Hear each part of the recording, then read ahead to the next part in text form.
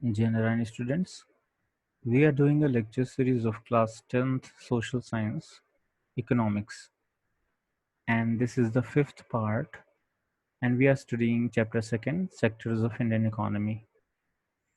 Now in this lecture we will study about division of sectors as organized and unorganized sectors. As in the first lecture we discussed that there are three categories in which we can divide all the sectors of the economy. Like in the first sector, we studied that according to the nature of the product or nature of activity, we can divide the sectors in three parts: primary, secondary, and tertiary sectors. Then we studied that on the basis of conditions of employment, we can categorize the sectors in two parts, that is, organized sectors and unorganized sectors. So in this lecture, we will study in detail that classification of organized and unorganized sectors, and will try to understand what these terms refer to and how they are different from one another. Now first study about organized sector. As you can see in the slide, organized sector covers those enterprises or places of work where the term of employment are regular and therefore people have assured work. So what it means कि जहाँ पर भी enterprises यानी इसमें वो सारे enterprises आते हैं या वो सारी जगह आती हैं, वो सारे places आते हैं जहाँ पर कि employment जो है वो regular होता है और उसके terms and conditions fixed होते हैं, predefined होते हैं. And people have assured work means they have security of job. Second point says that they are registered by the government. ऐसी जगह हैं या ऐसे enterprises जो कि government के अंदर registered हैं, either under the Companies Act और the Indian Partnership Act, उनके अंदर में उनको register कराया गया है और साथ ही साथ they follow rules and regulations made by the parliament and the state legislatures. वो जो भी रूल्स और रेगुलेशंस जिस फील्ड में वो काम कर रहे हैं, जिस चीज़ का भी प्रोडक्शन कर रहे हैं, लाइक प्राइमरी सेक्टर और सेकेंडरी सेक्टर और टर्शियरी सेक्टर जो आपने पढ़ा था, तो हालांकि हम यहाँ पर जब ऑर्गेनाइज सेक्टर की बात करते हैं तो it can be either secondary sector और टर्शियरी सेक्टर. अगर कोई ऐसी कंपनी, कोई ऐसे प्लेस है जो कि सर्विसेज प्रोड्यूस कर रहा है या गुड्स प्रोड्यूस कर रहा है और वो अगर रूल्स और रेगुलेशंस को फॉलो करता है जो कि सरकार ने उसके प्रोडक्शन के लिए बनाए हैं, जो सर्विसेज और गुड्स वहाँ प्रोड्यूस किए जा रहे हैं, तो हम कहेंगे कि that place is a part of organized sector. So फिर से इसको समझिए. पहले पॉइंट में हमने क्या पढ़ा कि ऑर्गेनाइज सेक्टर के अंदर वो सारे इंटरप्राइजेज एंड प्लेसेस आते हैं जहां पर कि टर्म्स ऑफ एम्प्लॉयमेंट रेगुलर होते हैं, यानी कि वहाँ टर्म्स एंड कंडीशंस तय होती हैं एम्प्लॉयर और एम्प्लॉई के बीच में. जो काम पर रखता है कोई व्यक्ति या कंपनी उसके, और जो काम करता है एम्प्लॉई होता है, जो जॉब करता है उसके यहाँ, उनके बीच में पहले से शर्तें तय होती हैं कि भाई हम आपको कितनी सैलरी देंगे, कितने से कितने घंटे आपको काम करना है, कब कब आपको छुट्टी मिलेगी. जैसे बहुत सी जगहों पर हफ्ते में 2 दिन छुट्टी होती है, सैटरडे संडे. किसी जगह पर केवल संडे को लीव होती है. किसी जगह पर कुछ स्पेशल कंडीशंस में लीव मिलती हैं, जैसे वीमेंस के लिए मैटरनिटी लीव का प्रोविज़न है फॉर 3 मंथ्स और 6 मंथ्स व्हाटएवर वो प्लेस जैसा डिसाइड करे, और गवर्नमेंट की जैसे स्कीम्स हों उसको फॉलो करते हुए. तो कहने का उसके अलावा बहुत से अलाउंसेस भी होते हैं. तो अलाउंसेस हैं, लीव्स कितनी मिलेंगी, सैलरी कितनी होगी, और वर्किंग कंडीशन मतलब क्या काम आपको किस काम के लिए रखा जा रहा है. बेसिकली ऐसा नहीं कि आप एम्प्लॉय कर लो फिर उससे कोई भी काम करवाओ. So these all things, these all terms are fixed and the employment is regular. ऐसा नहीं कि कभी भी उसको जॉब से निकाल दो, because it is according to the employment contract या एम्प्लॉयमेंट का जो एग्रीमेंट होता है उसके हिसाब से इस सेक्टर में एम्प्लॉय और एम्प्लॉयर का रिलेशन तय होता है कि वो कितने समय तक के लिए रखा गया है, कब उसको निकाला जा सकता है, किन कंडीशंस में निकाला जा सकता है. अब ऐसा करेगा कोई भी ऑर्गेनाइज सेक्टर, क्यों? क्योंकि वो गवर्नमेंट के रूल्स और रेगुलेशंस को मानता है। जो गवर्नमेंट ने रूल्स एंड रेगुलेशंस बनाए हैं, जो एक्ट्स बनाए हैं, जैसे फॉर एग्जांपल्स फैक्ट्री एक्ट बना हुआ है, मिनिमम वेजेस एक्ट बना हुआ है, पेमेंट ऑफ ग्रेच्युटी एक्ट है, शॉप्स एंड एस्टैब्लिशमेंट्स एक्ट्स हैं, these all are the acts which govern these sectors, organized sectors। ये ऑर्गेनाइज सेक्टर्स इन एक्ट्स को, इन कानूनों को मानते हैं, फॉलो करते हैं इनके रूल्स एंड रेगुलेशंस को। और अगर नहीं फॉलो करेंगे तो उनके ऊपर जो भी कानूनी कार्यवाही होगी वो की जा सकती है। So, and the third point is it has some formal processes and procedures, obviously, क्योंकि वो rules और regulations को follow करते हैं, तो कुछ formal process और procedure भी होगा वहाँ पर आपको job करने के लिए। So basically, there are fixed terms and conditions for employment organized sector में। फायदे क्या हैं भाई? कि सिक्योरिटी ऑफ एम्प्लॉयमेंट मिल जाता है, वर्क आवर्स जो होते हैं वो फिक्स्ड होते हैं, और अगर आप ओवर टाइम करते हैं, मान लीजिए कभी ज़रूरत पड़ी, तो आप कर सकते हैं अपनी कंपनी के लिए, अपने एम्प्लॉयर के लिए, उसमें आप कोई दिक्कत नहीं। लेकिन हाँ, उसको आपको ओवर टाइम के हिसाब से डबल पेमेंट करनी पड़ेगी, जो भी ओवर टाइम की पॉलिसीज़ हैं गवर्नमेंट की। फिर पेड लीव्स मिलती हैं। पेड लीव का मतलब आपको छुट्टी भी मिलेगी और उसकी उस दिन का पैसा नहीं कटेगा, उसका पैसा भी मिलेगा। जैसे संडेज को ज़्यादातर ऑफिस में छुट्टी होती है, बट एम्प्लॉयज़ आर पेड। ऐसा नहीं कि उनको महीने का 30,000 रुपये पर रखा हुआ है, अब उसमें से 4 संडे पड़ गए तो 4,000 रुपये कम करके 26,000 दे रहे हैं, ऐसा नहीं होगा। वो इंक्लूडेड रहता है, संडे आर हॉलीडेज और उनका पैसा भी जुड़ता है। उसके अलावा बहुत सी जगहों पर प्रोविडेंट फंड्स, ग्रेच्युटी वगैरह भी आपको मिलती है after your employment is terminated. तो आपको कुछ उसके बाद एक्स्ट्रा प्रोविडेंट फंड वगैरह, जैसे जो भी पॉलिसीज होती हैं एम्प्लॉयर की, उसके अकॉर्डिंग मिल जाती है। फिर there are certain organize sectors, या कह सकते हैं ऑर्गेनाइज सेक्टर यूनिट्स, जहाँ पर कि मेडिकल बेनिफिट्स भी मिलते हैं अंडर द लॉज। जैसे परिवार के जो लोग होते हैं उनको, और आपको, आपके माता पिता, आपको, आपकी वाइफ को, बच्चों को, इन सबको मेडिकल बेनिफिट्स मिलते हैं। अगर आप कभी बीमार पड़ेंगे तो आपको कितना % उस कंपनी की तरफ से, आपके एम्प्लॉयर की तरफ से बेनिफिट दिया जाएगा, कितनी मदद आपकी की जाएगी। these all terms are also fixed in many organized sectors। Facilities जैसे कि drinking water, safe working environment, ये सब भी प्रोवाइड करने की जिम्मेदारी उनकी होती है, क्योंकि ये सारी चीज़ें फैक्ट्रीज एक्ट और जो आपके एम्प्लॉयमेंट एक्ट हैं उनमें लिखा हुआ है कि आपको ये प्रोवाइड करना है। The next says that when they retire these workers get pension as well. Although ये प्रोविजंस अब सरकारी संस्थाओं में भी नहीं है, प्राइवेट संस्थाओं में पहले भी नहीं था।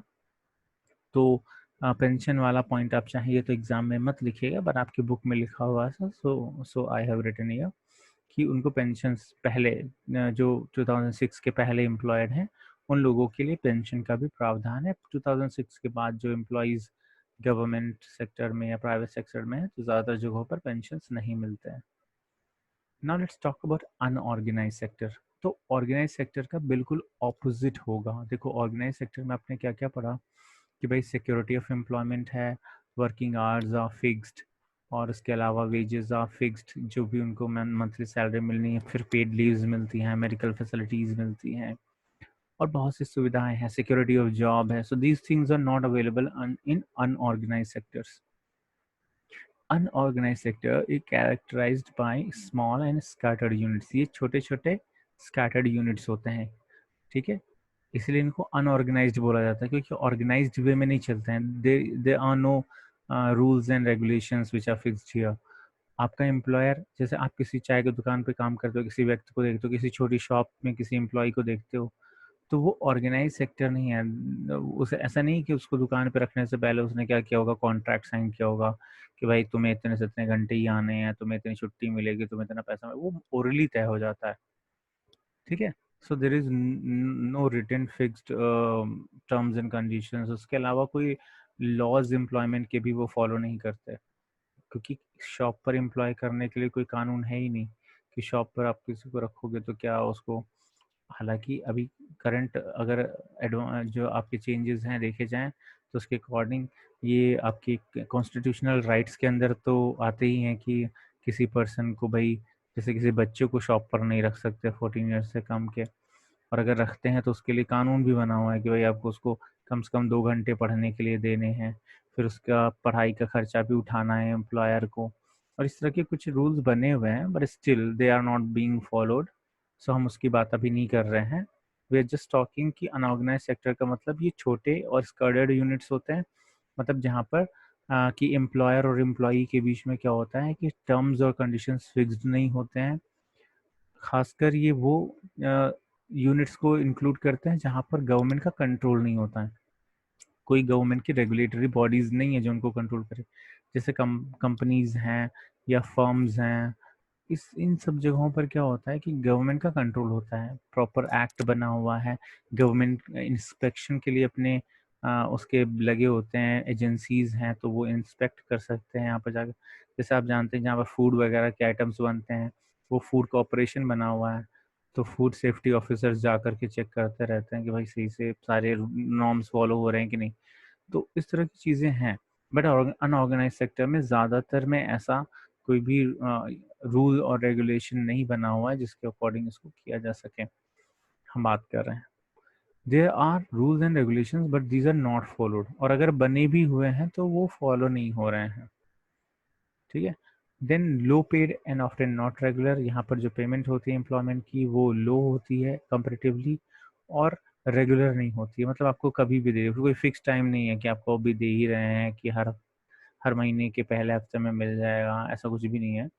जब उसका मन होगा तो कभी आपको हो सकता है, अच्छा अगर आपका एम्प्लॉयर है तो 10 दिन पहले दे दिया, कभी 2-2 महीने नहीं दिया, और इस तरह से पे कर सकता है। ऐसा भी नहीं कि फिक्स हो सकता है, कभी हफ्ते हफ्ते में कुछ कोई पे करे, कोई डेली वेजेस पर आपको रख ले कि भाई रोज का काम करो सुबह से शाम तक, हम आपको शाम को 100 रुपये दे देंगे, 200 रुपये दे देंगे। इस तरह से भी हो सकता है। तो कोई भी जो है रेगुलर पेमेंट्स हो, ऐसा कोई फिक्स्ड नहीं है, और जनरली पेमेंट्स जो होती हैं वो लो पेड होते हैं एम्प्लॉयज़ यहाँ पर। No provision for overtime, overtime अगर आप करते हो तो उसके लिए ऐसा नहीं कि आपको ओवर टाइम का ज़्यादा पैसा मिल जाएगा, और पेड लीव भी नहीं होती हैं, हॉलीडेज़ भी नहीं मिलते हैं। अगर आप जैसे हॉलीडे लोगे तो उसका पैसा काट लेगा जो आपका एम्प्लॉयर होगा अनऑर्गेनाइज सेक्टर में। लीव्स ड्यू टू सिकनेस नहीं मिलती है, मेडिकल फैसिलिटीज़ नहीं मिलती हैं, अलाउंसेस नहीं मिलते हैं, पीएफ नहीं मिलता है। बहुत सी सुविधाएं हैं जो आपको ऑर्गेनाइज्ड में मिलती हैं बट अनऑर्गेनाइज्ड में नहीं मिलती हैं। एम्प्लॉयमेंट इज़ नॉट सिक्योर, सबसे इम्पोर्टेंट बात, कभी भी उसका मन आया आपको निकाल देगा कि चलो दुकान से निकल जाओ। और केवल शॉप का हम एग्जाम्पल दे रहे हैं, ऐसा नहीं केवल शॉप ही होता है, और भी बहुत सी जगहों पर जहाँ पर कि टर्म्स एंड कंडीशंस फिक्स्ड नहीं हैं एम्प्लॉयमेंट के, वो सब अनऑर्गेनाइज्ड में आते हैं। ज़्यादातर प्राइवेट जो भी इंस्टीट्यूशंस हैं वो अनऑर्गेनाइज्ड सेक्टर का ही हिस्सा हैं। जो सरकारी इंस्टीट्यूशंस हैं वो तो ऑर्गेनाइज्ड होंगे क्योंकि वहाँ पर सारे सरकारी नियम कानून माने जाते हैं, और जो बड़ी कंपनीज वगैरह होते हैं, बड़े फर्म्स होते हैं, वो भी फॉलो करते हैं क्योंकि गवर्नमेंट उनको उन पर नज़र रखती है उनकी एक्टिविटीज़ पर, तो उनको सब कुछ फॉलो करना होता है।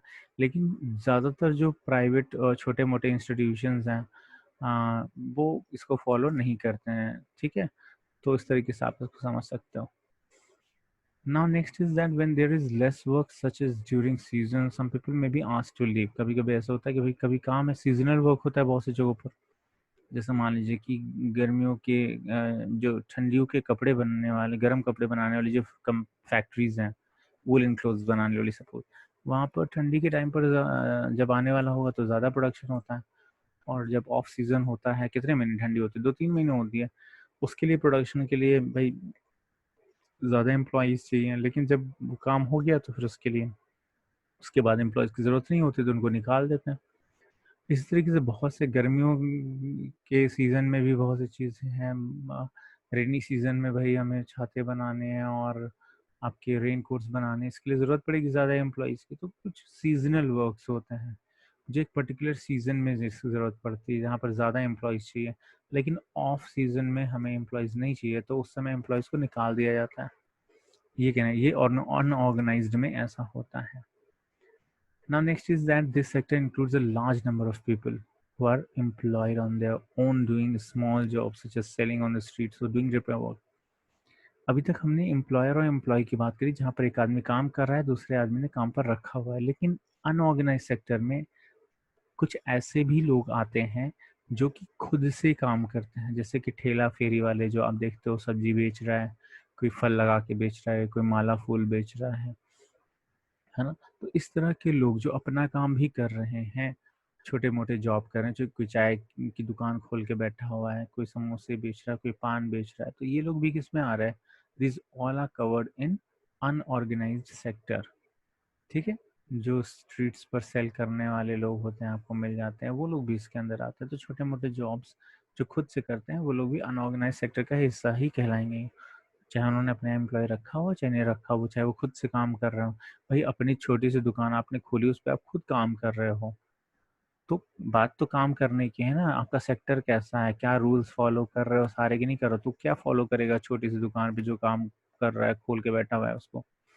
So this will be counted as unorganized sector. Now how to protect workers in unorganized sector? जाहिर सी बात है, unorganized sector में वर्कर्स को बहुत सी दिक्कतें हैं, उनको लीव्स नहीं मिलती हैं, उनको मेडिकल फैसिलिटीज़ नहीं है, उनके वर्किंग कंडीशंस तय नहीं हैं, उनको कभी भी जॉब से निकाला जा सकता है। तो there is lot of insecurity, disadvantages हैं अनऑर्गेनाइज सेक्टर में। तो उनको कैसे प्रोटेक्ट किया जाए? तो देखो, जैसे रूरल एरियाज की बात करते हैं, तो जो अनऑर्गेनाइज सेक्टर होते हैं उसमें ज़्यादातर जो लैंडलेस एग्रीकल्चरल लेबरर्स होते हैं, जिनकी खुद की ज़मीन नहीं होती हैं, जो दूसरे के खेतों में काम करते हैं, वर्क करते हैं, उनकी मदद करते हैं, बुआई और कटाई के समय पे, खासकर जब सीड्स डालने होते हैं और जब उसकी हार्वेस्टिंग करनी होती है, तब लेबरर्स की ज़रूरत पड़ती है, तब ज़्यादा काम होता है। बाकी के सीज़न में, ग्रोइंग सीज़न में काम नहीं होता। तो ये लैंडलेस लेबरर्स ही करते हैं कि वो दूसरे की फील्ड्स में काम करते हैं, उसके बदले उनको कुछ अनाज या पैसे जो भी मिलते हैं वो ले लेते हैं। स्मॉल एंड मार्जिनल फार्मर्स भी इसमें आते हैं। स्मॉल और मार्जिनल फार्मर्स क्यों लिखा है? क्योंकि छोटे मोटे जिसके छोटे प्लॉट्स हैं, वो क्या करता है, उसको बहुत ज़्यादा समय तो अपने खेतों में देना नहीं होता है, ज़्यादा बड़ी जगह तो है नहीं, तो वो अपने फील्ड्स के अलावा दूसरे लोगों की फील्ड पर काम करना या कुछ कैजुअल जॉब्स, कभी मजदूरी वगैरह करके भी काम चलाता है। So in rural areas, the organized sector mostly comprises landless agricultural laborers, small and marginal farmers, और इसके अलावा शेयर क्रॉपर्स। शेयर क्रॉपर मतलब जो कुछ जैसे हिस्सा तय हो जाता है कि आप हमारी खेत पर पूरा काम वाम करिए, और फिर उसके बाद हम जब हार्वेस्टिंग होगी तो उसमें से हम आपको इतना हिस्सा उसका दे देंगे।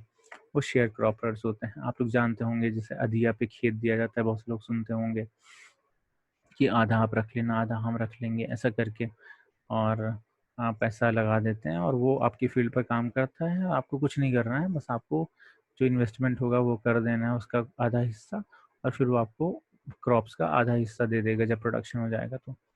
और कुछ आर्टिसंस वगैरह इसमें आते हैं, जैसे ब्लैक स्मिथ, कारपेंटर्स, वीवर्स, ये सब आ गए।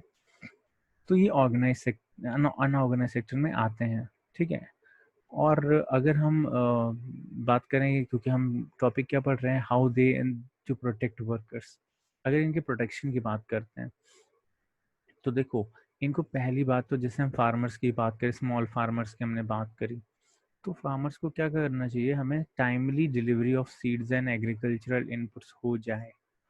ये सुविधा अगर सरकार दे दे कि भाई उनको कभी भी खाद की और बीज की कमी ना हो फार्मिंग के लिए, या अगर लोन की ज़रूरत है तो उनको, फार्मर्स को लोन मिल जाए बैंक से कम इंटरेस्ट पर। सो क्रेडिट, स्टोरेज फैसिलिटीज़, अगर गवर्नमेंट वहाँ पर वो स्टोरेज बना सकता है, कोल्ड स्टोरेज बना सकता है, तो ये बेटर हो जाएगा। मार्केटिंग के लिए अगर मंडी बन जाए जहाँ पर वो अपने क्रॉप्स को आसपास ही गांव के अगर मिल जाए, तो ज़्यादा ट्रांसपोर्ट दूर तक नहीं करना पड़ेगा, उनका ट्रांसपोर्टेशन का खर्चा बचेगा। तो गाँव के आसपास अगर कोई मार्केट या मंडी हो जहाँ पर वो अपने क्रॉप्स को बेच सकें, so these all facilities can help this unorganize sector workers, उनको प्रोटेक्ट किया जा सकता है इसके थ्रू। अगर अर्बन एरियाज़ की बात करें, तो अर्बन एरियाज़ में अनऑर्गेनाइज सेक्टर के अंदर आपके जो स्मॉल स्केल इंडस्ट्रीज़ हैं, वहाँ के मज़दूर आते हैं, छोटे मोटे इंडस्ट्रीज़ में जो मज़दूर काम करते हैं। फिर कैजुअल वर्कर्स आते हैं, जैसे कि आप कंस्ट्रक्शन साइट्स पे देखते हो, या आपके यहाँ भी कभी कंस्ट्रक्शन हुआ ही होगा, तो अपने लेबरर्स और मिस्त्री वगैरह जो आप लगाते हो, दीज आर कैजुअल लेबरर्स। उसके अलावा ट्रेड एंड ट्रांसपोर्ट एक्सेट्रा के लिए जो काम, आप रिक्शा है, ठेला गाड़ी है और ई रिक्शा है, ये सब जो लोग काम करते हैं, they are also part of unorganize sector. And those who work as street vendors, सड़कों पर जो किनारे दुकानें लगा करके छोटी मोटी ज़मीनों पर बेचते हैं या ठेले पर बेचते हैं, दे आर स्ट्रीट वेंडर्स।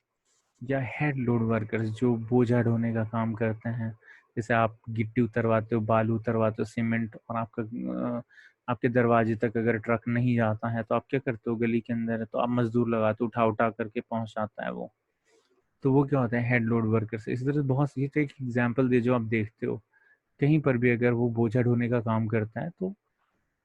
फिर गारमेंट मेकर्स हैं और रैग पिकर्स हैं, this all are in urban areas, ये अर्बन एरिया की बात कर, this all are part of unorganize sector. तो इसके अलावा स्मॉल स्केल इंडस्ट्रीज में भी सरकार अगर चाहे तो उनको रॉ मटेरियल खरीदने में, प्रोक्योर करने में और मार्केटिंग करने में, मतलब जो आउटपुट आएगा उसको मार्केट में बेचने में अगर हेल्प कर दे, जैसे ट्रांसपोर्टेशन फैसिलिटीज़ प्रोवाइड कर दें, अच्छी सड़कें बनवा दें, इस तरह की अगर हेल्प कर देता है तो स्मॉल स्केल इंडस्ट्रीज़ को भी काफ़ी मदद मिल जाएगी। इसके अलावा क्रेडिट वगैरह, स्मॉल स्केल वालों को भी अगर लोन मिल जाए सरकार की तरफ से कम ब्याज पर, तो वो भी काफ़ी हेल्पफुल हो जाएगा। And besides getting the irregular and low paid work, these workers also face social discrimination. इसके अलावा इनको अगर हमें प्रोटेक्ट करना है तो जो इनके साथ सोशल डिस्क्रिमिनेशन होता है, क्योंकि ज़्यादातर जो मजदूर वगैरह होते हैं, we always often see that they belong to low castes. Dalit जाति के ज़्यादातर लोग ऐसा करते हैं, ये वर्किंग वगैरह का काम, जो वर्कर्स होते हैं, लेबरर्स होते हैं, तो उनके साथ सोशल डिस्क्रिमिनेशन भी होता है। ये इनसे भी प्रोटेक्ट करना ज़रूरी है, तो उनके प्रोटेक्शन के लिए हमें ये सारी चीज़ें करनी चाहिए। Now this is it for today, and if you have any queries you can ask during the live session. Thank you students and Jai Narayan.